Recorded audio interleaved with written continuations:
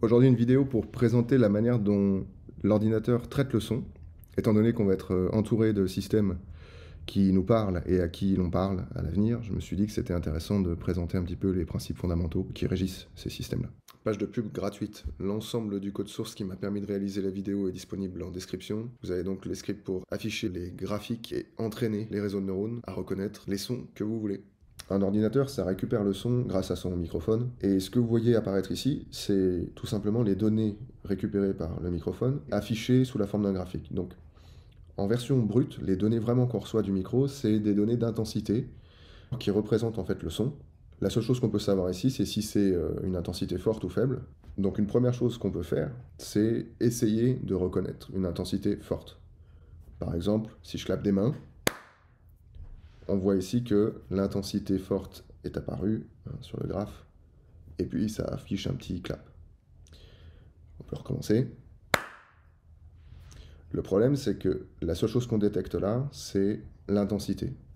Donc si je tousse, parce que je suis malade, on voit un clap aussi. Donc premier élément, on arrive à savoir si le son est fort ou pas fort. C'est pas du tout suffisant pour reconnaître un son.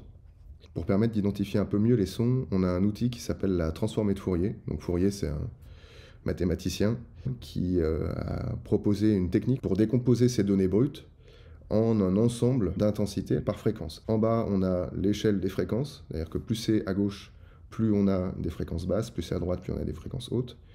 Et puis l'intensité, comme ça verticalement. Si je fais un test, vous voyez que quand je parle, on a des variations, d'accord?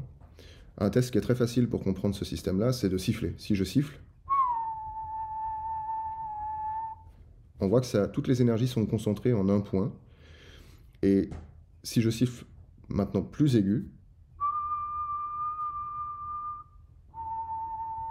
au lieu d'avoir une intensité forte globale, là on a une intensité qui est localisée en fonction des fréquences. Et donc on voit que les informations en bas sont bien plus précises et exploitables que les informations qui sont en haut.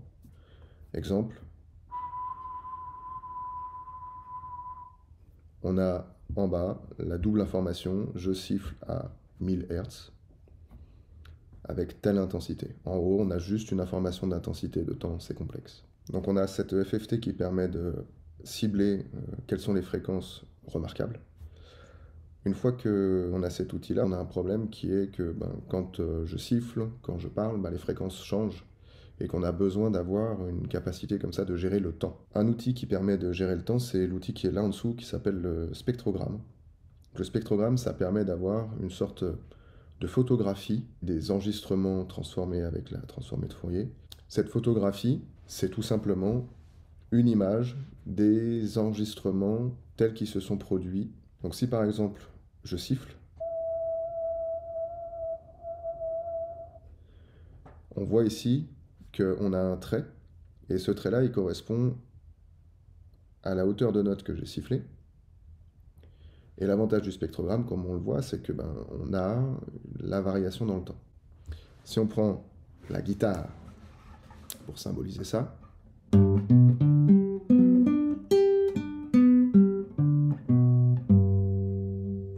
il y a même un petit côté poétique.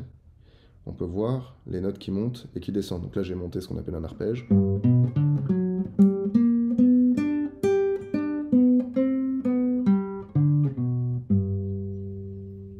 Et on voit que là, en montant un arpège un peu cassé, un peu différent, la forme est différente également.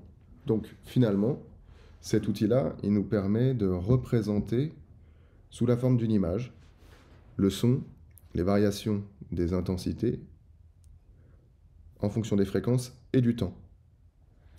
Donc c'est comme si on empilait plein de transformés de Fourier côte à côte. Et en fait, en les mettant côte à côte, on a finalement le film qui représente cet audio.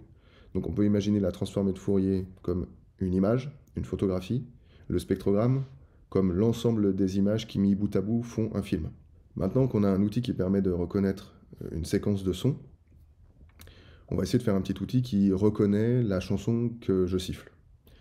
Alors pour commencer, la première chose qu'il faut être capable de faire, c'est d'enregistrer toutes ces notes les unes après les autres.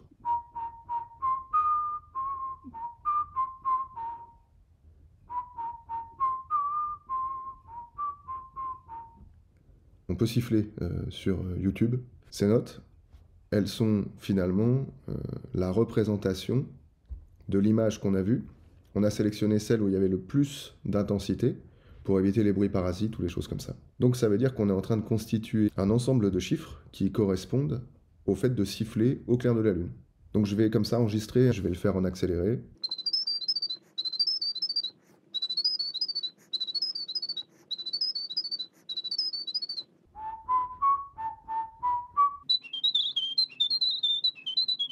Donc on a enregistré 2 exemplaires par mélodie. On a 3 mélodies. Au clair de la lune, Frère Jacques et Bang Bang, extrait de la bande originale de Kill Bill. On va faire un test.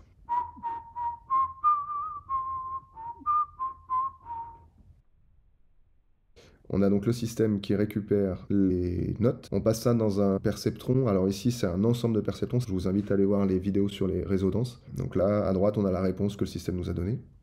Pour rappel, le système nous répond 0, 1 ou 2, pas du tout au clair de la lune. On essaye avec autre chose.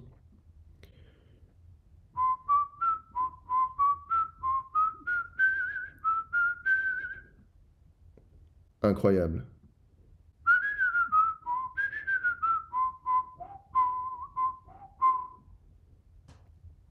Réalisé sans trucage.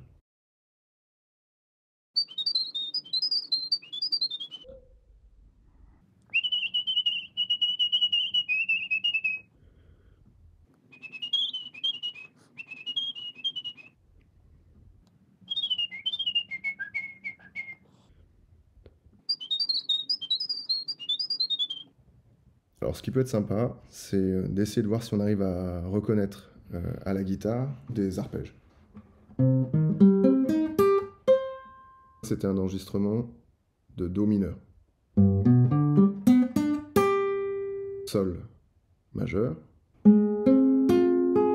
Ré mineur 7 bémol 5. Donc on a fait l'enregistrement des différents signaux, on a entraîné le modèle à reconnaître les 3 types d'arpèges différents, et maintenant on va tester ce que ça donne.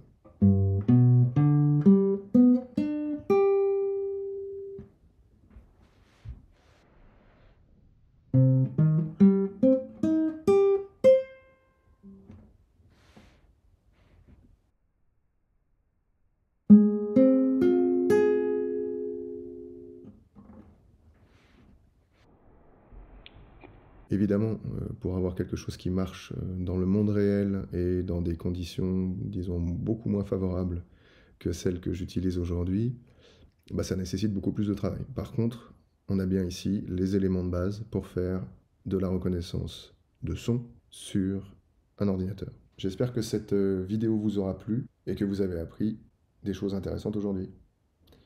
À la prochaine!